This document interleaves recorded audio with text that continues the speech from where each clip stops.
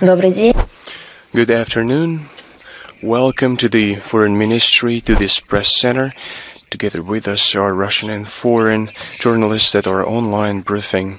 Of course, everyone is now closely looking at Riyadh, where Americans and Russians are talking and organizing a possible future meeting between Russian and American presidents. Just a moment ago, a break was announced, and then the parties are going to resume their talking process. We have a lot of questions regarding this process about the details and stances that each party has. During the negotiations, I would like to draw your attention to the fact that following the negotiation process, communication is planned between Russian Foreign Minister and media outlets. Therefore, I realize that it's almost impossible, but we have to endure, bear with them for a moment, then you'll get first-hand experience regarding this process. But now, let us go back to our agenda. Let us start with the agenda of Russian Foreign Minister that are upcoming on February 21st, 22nd. Russian Foreign Minister Sergei Lavrov is going to take part in a kick-off meeting in Johannesburg between foreign ministers. It's a landmark event both for Pretoria and the whole African continent. Let me remind you that Africa is going to host a G20 event for the first time in its history. Russian Foreign Minister is going to give a detailed analysis of the international situation with an emphasis on the root causes of these developments, and specific steps have been outlined on how to overcome destructive phenomena. On the sidelines of this meeting, a whole number of contacts of the minister with interested parties is being worked on. Let us now move to the situation around Ukraine. These days are marking 11 days since the tragic events in downtown Kiev that are known in history as an armed anti-constitutional coup d'etat. On February 18, 2014, allegedly peaceful anti-government manifestations on Euromaidan morphed into forceful actions. Headquarters of the leading party of regions was captured and burned. 2 employees died. The protesters attacked the Berkut militia unit and other law enforcement bodies. Western organizers, sponsors, and orchestrators of those street battles under attractive banners of an allegedly better European life, democracy, human rights, and a combat against corruption mercilessly were pushing the protesters ahead. That's the tactics of a life shield. It was well paid for from abroad, supported and organized from abroad as well. This is an attack on democracy, not its support. Those mass manifestations, riots were organized to oust the legitimate power in Ukraine. For some reason, the Ukrainian political discourse called this bloody coup, as you might know, the revolution of dignity. That's how it translates. Revoluция гідності in the Ukrainian language. Let's now see what it means. The dictionary of the Ukrainian language gives 2 definitions, and both of them don't have anything in common, neither with the tragedy on Maidan, nor with today's Ukraine. The first definition reads as a set of traits characterizing positive moral qualities. That what dignity stands for according to the dictionary. But what exactly, when we look at those events, was a manifestation of those positive moral qualities? Was it the capture by a riotous mob of governmental buildings? Were those killings of representatives of law enforcement bodies who were unarmed? Maybe the preparedness to sell the country for cookies that were handed out by Victoria Nuland on Euromaidan. Maybe that was the acts towards towards law enforcement bodies, representatives against whom criminal cases were initiated, who were persecuted. The Kiev regime did not specify what exactly constituted positive moral qualities out of that list, but their promises to investigate the tragedy on Euromaidan and another tragedy in Odessa that happened on May 2nd, 2014, and their promise to not allow impunity and to provide the supremacy of law remained empty words. Let us now look at the second definition of that term, гідність. It means a person's realization of his civic weight, of his civic responsibility. I'm curious how Ukrainians assess the civic responsibility of nationalists who beat and killed those who didn't agree with their ideology on the basis of the non-acceptance on the language and national basis. Where the civic weight of those who seized churches and demolished monuments? Are Ukrainians now proud that it's now prohibited to speak Russian under pretext for this ban has become pretext for denunciation, harassment, and violent actions? What gives Ukrainians out of that list the realization of its civic weight? In the winter of 2013-2014, Ukrainians took the streets because they wanted a better life. There were a lot of changes, but, can you find a spot on Earth where no changes take place? But did they really achieve what they were hoping for?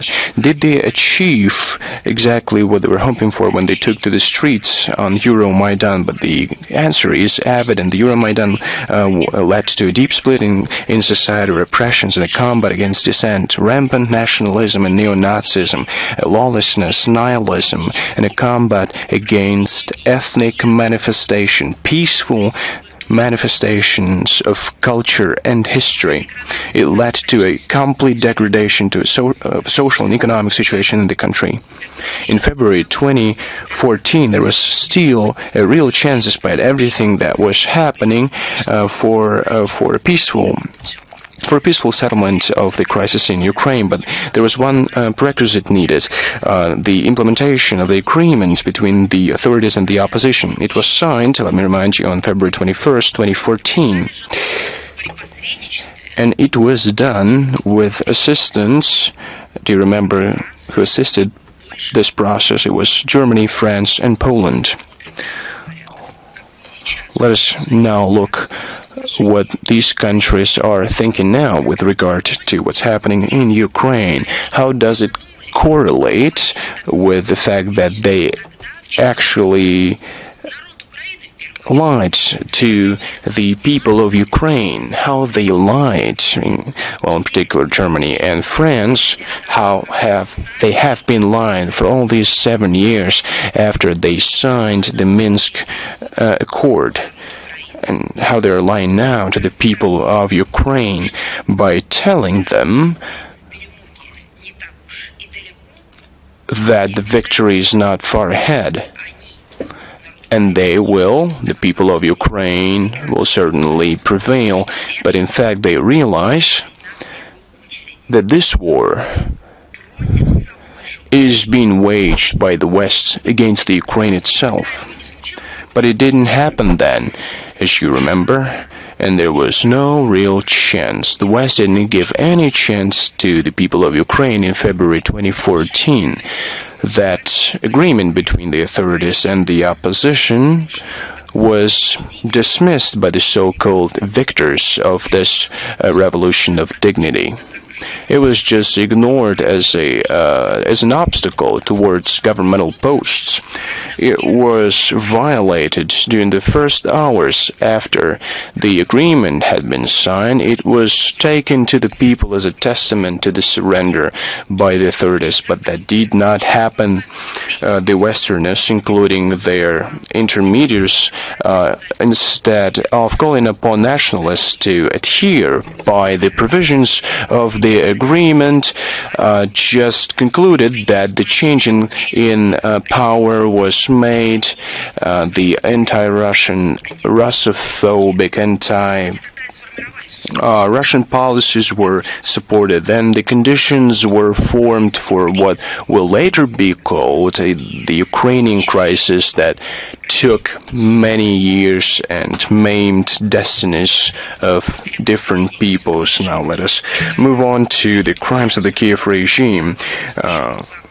Back then, the Ukrainian militants received indulgence from allegedly enlightened Western pseudo-democracies. Now they continue their terror against civilian population and civilian infrastructure of the Russian regions. From February 12th to February 13th, targeted drone strikes of the AFU on the civilian transport and infrastructure in the Belgorod region killed 6 people and injured at least 8 people. We talk about it each time at our briefing, but at the Munich Security Conference, when they allegedly talk about the policy of security, we listened to a representative of the European Union, and he said that Russian civilians allegedly don't suffer. They don't get killed. They don't get maimed, allegedly. I refuse to believe what I've heard, that it was not a fake news, but we double-checked it and double-checked it again. We saw footage of that conference and we realized that those people were just, it was just ludicrous. They had all the names, family names, first names, birth dates, with regard to those people who have fallen victims to the Kiev regime, but that reiterate at all those international platforms that is not happening, that nothing of that sort happened in the town of Bucha. No one has given a single first or last name, not a single date of birth, hasn't demonstrated a single photograph of those people who allegedly fell victims to the Russian troops. For each person who fell victim to the Russian regime, we say we have all the data, we have all the information to prove them wrong.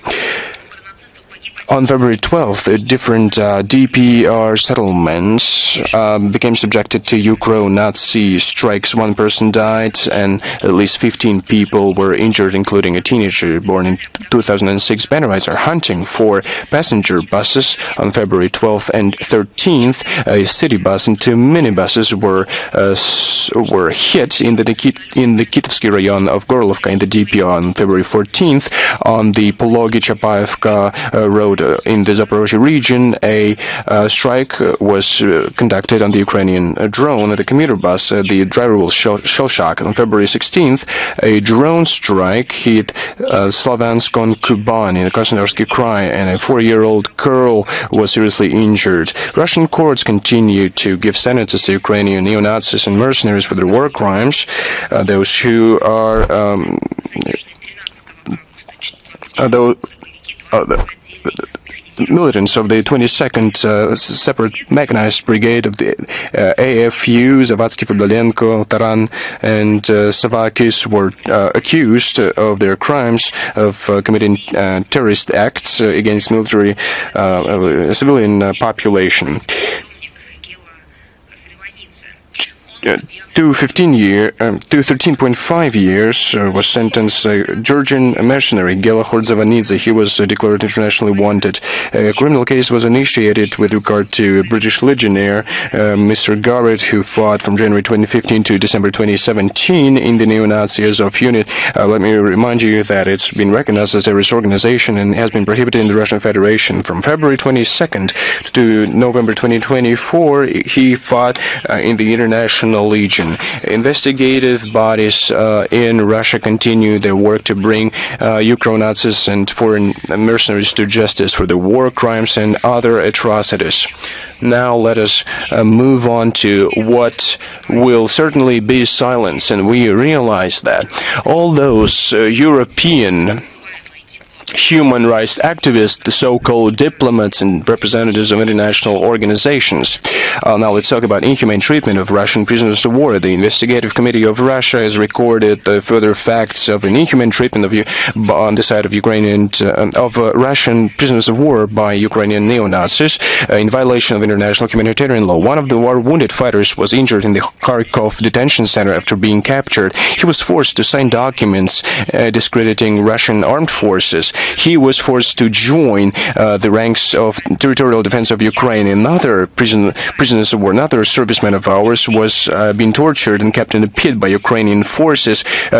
He was forced to give information about the Russian army. A criminal case was initiated on charges of using prohibited methods and means in armed conflict. Now, in the illegal crossing of the Russian border by foreign journalists, a criminal case was initiated against Spanish journalist Alberto Rojas, working for El Mundo newspaper. The law enforcement bodies have recorded that in February this year, he, together with neo-Banderite formations, illegally crossed the Russian border in the direction of the Sudzha district of the Kursk region, where he met with Banderites from the 47th Brigade of the AFU. That's not the first time when foreign journalists illegally cross the Russian border to tell about quote-unquote feats of the army of Zelensky. Of course, they violate Russian laws, which is now being discussed by investigative committee and the law enforcement bodies, but of course they also violate the code of journalist ethics because they are disseminating propaganda materials. Moreover, they violate the common human moral qualities because they propagate violation and violence. Well, we also see a nervous, almost panicky reaction of the West to Russian-American contacts. The West is surprised. How can that be? Well, it can. Russian-American contacts on top and high levels provoke a nervous reaction among Euro-Atlantic Russophobes. We see an unprecedented phenomenon in international relations. We see how they impose their own participation in the negotiation process. We're talking about the British and the European friends of the criminal regime of Mr. Zelensky. They demonstrate their inability to go beyond their own primitive attitudes to orchestrating the war with Russia till the last Ukrainian. You see, the European Commissioner on Defense, Mr. Kubilus, continues to state, and I cite him, that a just world is not possible without giving more power to Ukraine. Just look at this country, look at the Ukraine. I'm now talking to European commissioners. Look what you've done to this country, to the people of this country. What power are you talking about? How can you increase it even? They have been immersed in Russophobia, blatant Russophobia. Madame Callas went to the extent that she started vindicating AFU militants. In her warped imagination, they don't kill peaceful Russian women and children. Every briefing we talk about it. Our regions, heads of our regions, public institutions, and Commissioner for Human Rights and Children's Rights regularly report on atrocities committed by AFU militants. Those reports are being published. As for press conferences, we hear ambassadors talk about it and give regular reports, and they still don't get the information, the news. They all have the data. They're just lying. They have to justify themselves in the eyes of their own citizens and vindicate their own failure, the failure of their own policies.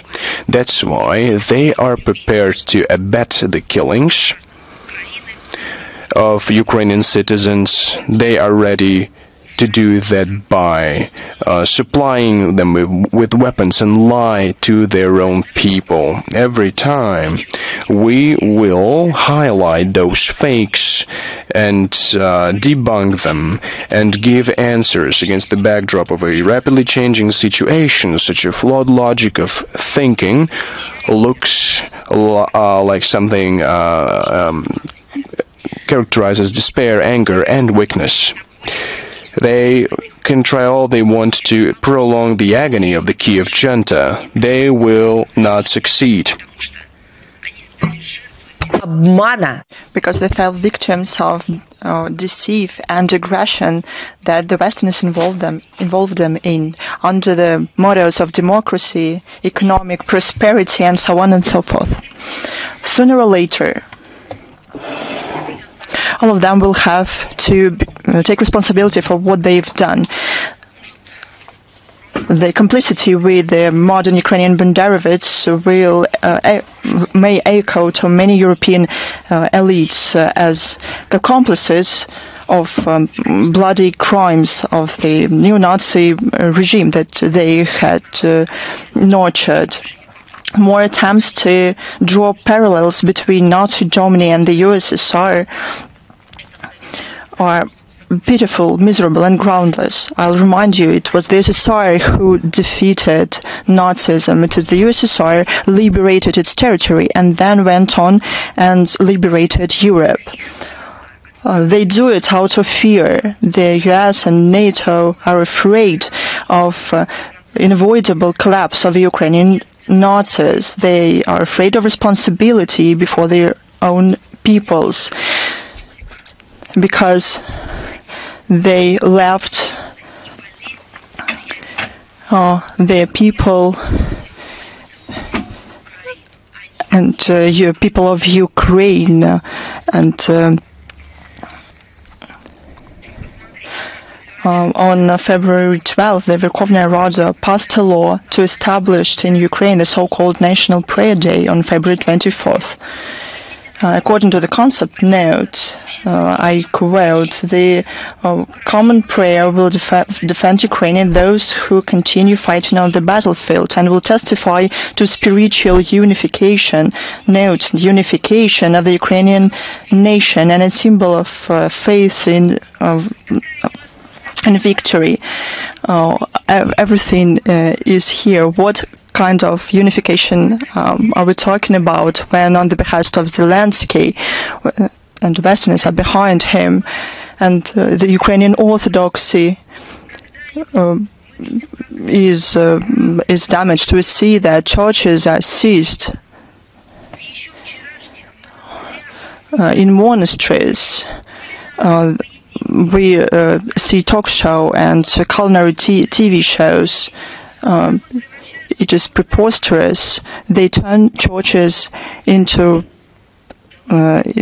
something strange. They make people leave the churches. They persecute the clergy. They make them swear allegiance to the schismatics. What kind of unification are we talking about? But if people cannot find common ground, then the state has to interfere and to help those who cannot coexist with each other and find a way for the settlement. But we have an opposite situation. People in Ukraine have lived peacefully, and the Orthodox people did anyway. And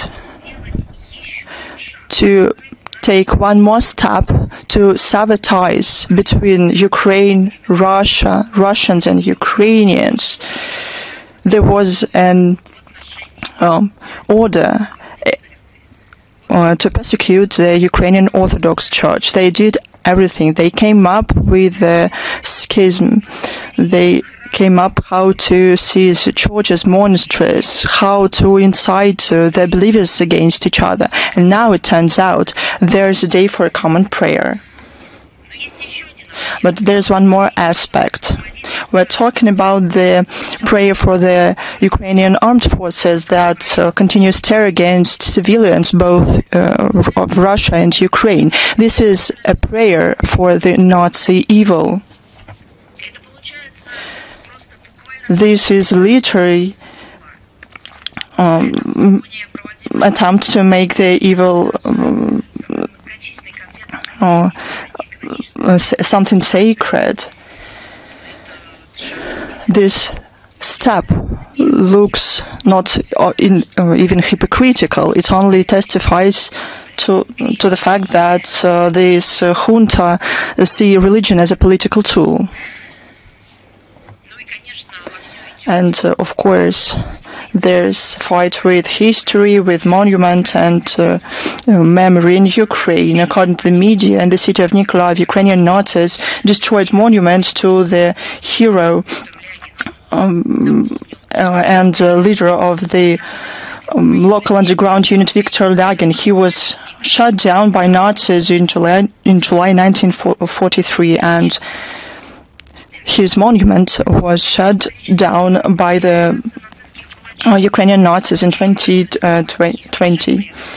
That's what the Ukrainian regime do with the acquiescence of their Western masters. This acquiescence is only the second part, and the first part was direct order.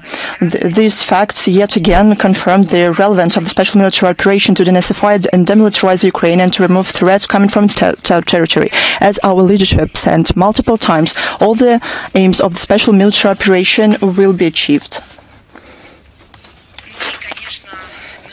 The Munich conference on security shocked everyone, and those in the first place who wanted to have another holiday of Russophobia. That's what the conference turned into in the recent years, because they didn't talk about security. They talked about aggression and how to fuel the war, how to increase conflicts, how to incite people against each other so that people forget about peace for many years. The 61st Munich Conference on Security demonstrated something that we talked about long ago. The Western world ceased to claim to be an example. They are not an example. They even don't claim to be an example of security or democracy. Nothing close. The event aimed, according to the organizers, to analyze trends and articulate ideas of Euro-Atlantic security policy. Was reduced to a squabble between two coasts of the Atlantic. All of this went along with the traditional Russophobe rhetoric. Any constructive ideas in terms of architecture of security in Europe and in the world in general weren't there. They didn't went there for this purpose. The same old story.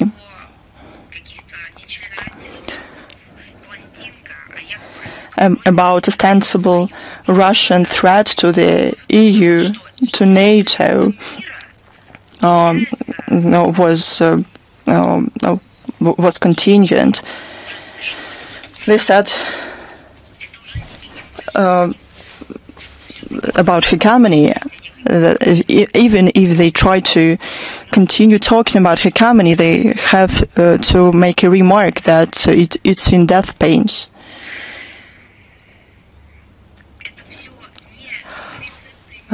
Those are not recipes for peace. Those are recipes for disaster. What should they talk about instead? First of all, what mistakes did they make? First of all, they should have analyzed their policy, their criminal policy, and talk about rectifying their mistakes. But no, they didn't interested in that. They thought what spending they can cut down on to finance to continue to continue support the war. They were words of the European sponsors to the Kiev regime about their unwavering support. With lack of ideas about ways out of the crisis of European security, the participants of the conference stood and applauded to Zelensky. This is abuse of Ukrainian people. It's not about Russia. They just disregard people of Ukraine when they say that Zelensky can claim leadership in the emergence of the European army. It's what he said, and European leaders supported him.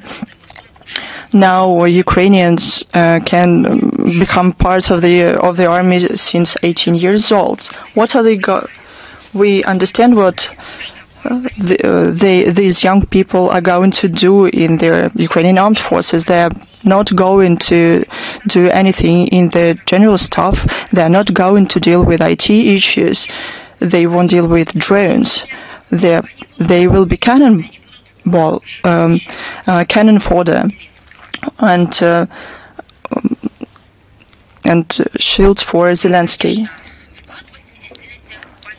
In the year of the 18th anniversary of victory, the Munich Security Conference was marked with honoring former and current Nazis. It's getting kind of tradition. The leader of the Munich conference, Heusgen, said that the event was somewhat of a European nightmare for Europe. This was a direct quote. This begs the question: when are you going to sober up? When are you going to come round there in Western Europe from your nightmare? The problem is not in the conference, but in Western Europe itself. It cannot soberly evaluate the reality. It lives in their own made-up narratives. Instead of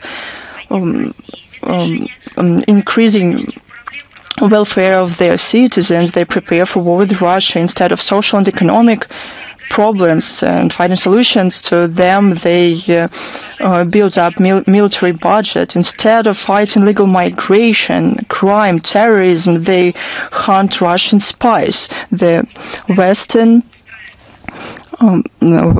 Europe is something to make fun of by the rest of the world. They have nothing to do with Russia, and they continue their ideas that the threat come from Russia. Instead of free speech, they introduce restrictions against alternative sources of information. They block spread of information as such. And in this space, they find themselves in another nightmare. Probably they should check and let some fresh air in and to look what's going on. Given the statements of majority of European politicians, they are not going to come round from the Russophobe political fever. And as a confirmation, on February 15th in Munich, on the sidelines of the conference, the so-called G7 had contacts. Following this meeting, they against threatened Russia. Essentially, they said that if G7, I mean the group of these countries, see lack of goodwill regarding negotiations in the context, as they said, an end to the war against Ukraine, then they'll try and make Russia, quote, impose further costs on Russia, including through caps on carbons. I have one question. It is within G7, they talked that it's not time for negotiations, that the situation does not beg situation. Wasn't it Blinken and high representatives for foreign policy of the EU? Wasn't that leaders of the foreign ministries of the countries that form G7. It's not. It's some kind of a circus, and I don't want to offend circus.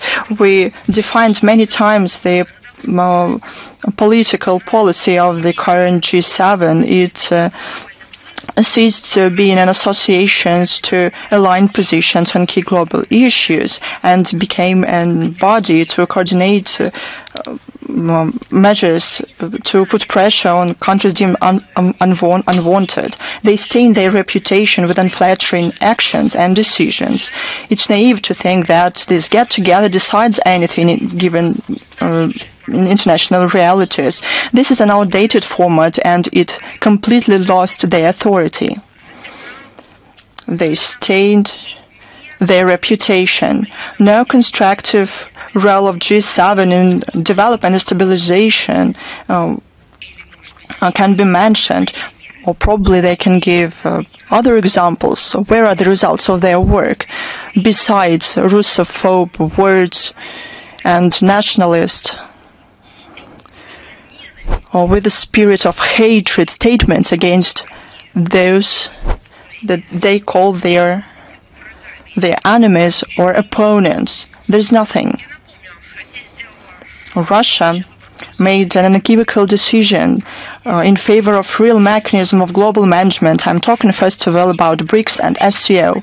They represent the leading centers of economic growth and political influence, given an objective reality of an emerging multipolar world order. Here when we see real work about the tool of aggression and destructive policy about US aid. We took notice that as Washington debunked and stop the foreign aid, more and more countries realize the flattering reality of the tools of the so-called soft power. They were the tools even not of American foreign policy, but the maintaining of the narratives of American ultra-liberals, and as well as a tool to interfere into internal affairs of other countries to pursue a policy needed to American Democrats, and to receive dividends within the country. There's an active discussion among countries friendly to us. Recently, the leadership of Kyrgyzstan supported the idea to shut down the Radio Svoboda. They accused its local office in spreading disinformation and manipulation of news.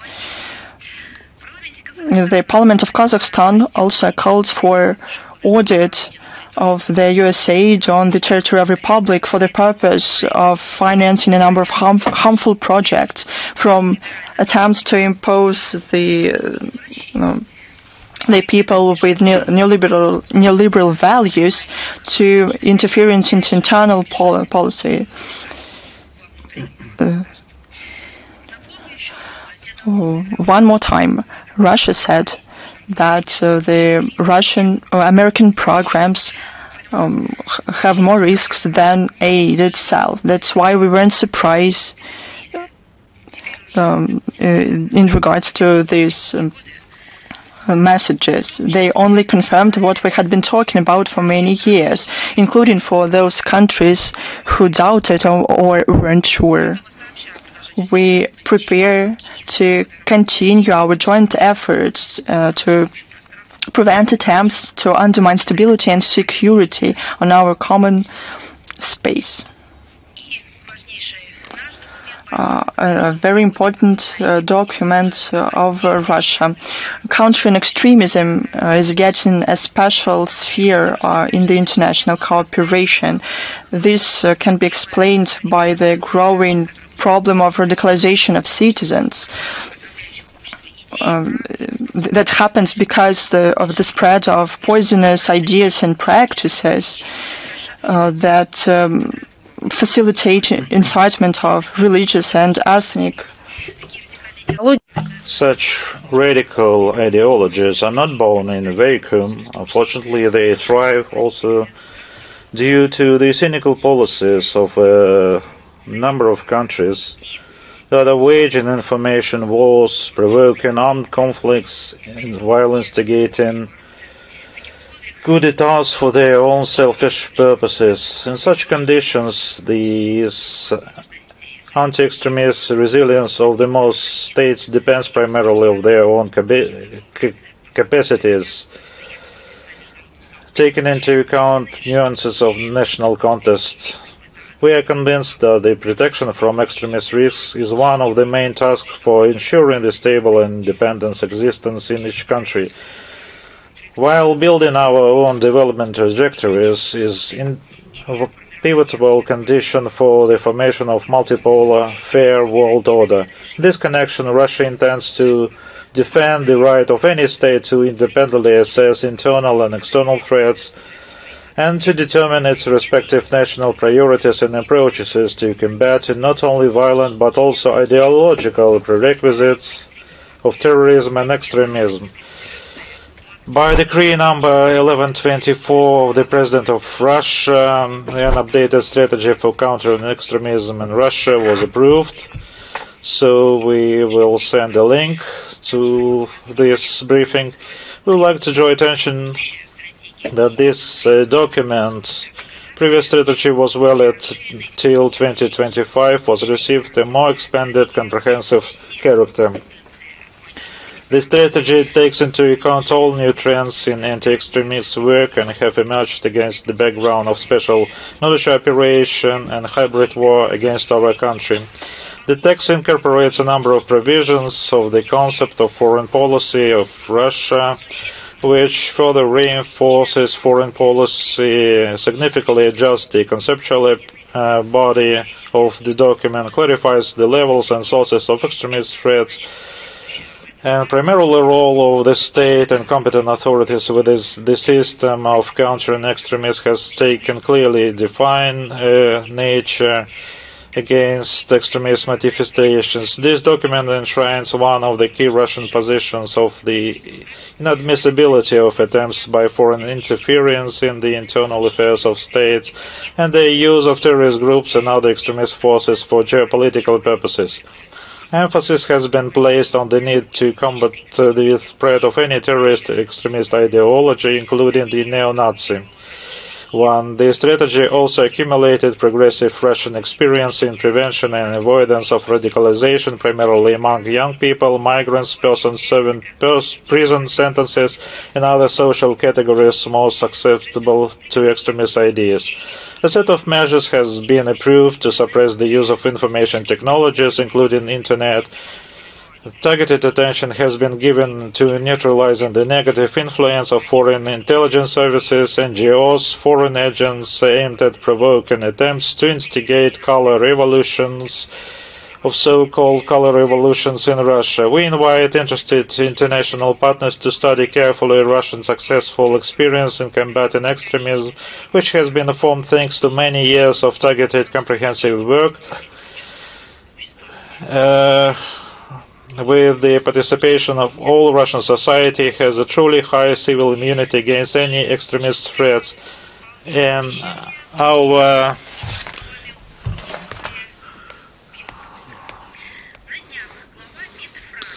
recently Mr. Barrow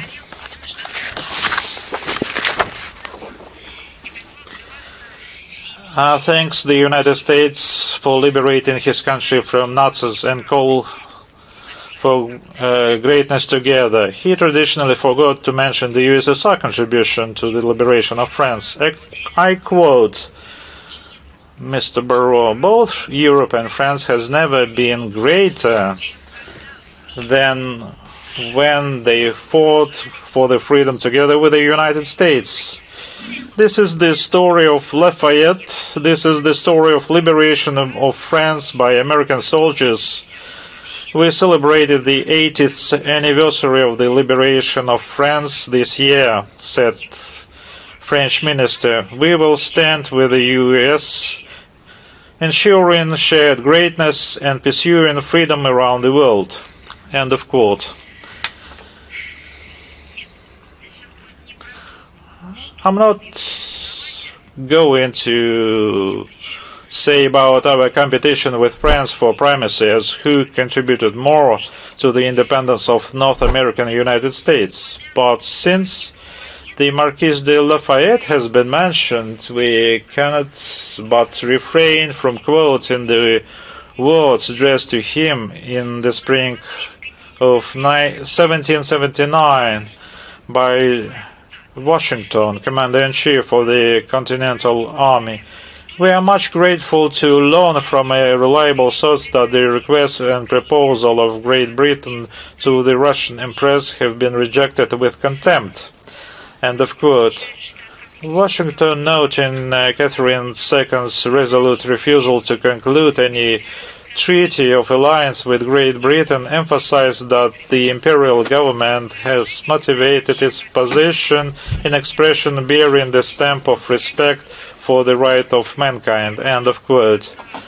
And this is briefly about the US. One could go into more detail about Abraham Lincoln's support of Russian squadron forces on the west and east coast during the American Civil War.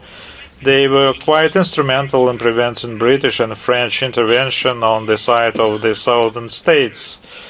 But I would talk about this next time if someone is willing to say something in distortion. Today we would focus on France. I understand that among those words I just mentioned, Jean-Louis Marot even doesn't understand them. But I would focus quite in detail and would try to use simple words in order to bring this into his mind. I would like to comment on his statement about liberation and greatness. The light landing in Normandy in 1944 undoubtedly became a turning point in liberation of France from the Nazis' operation.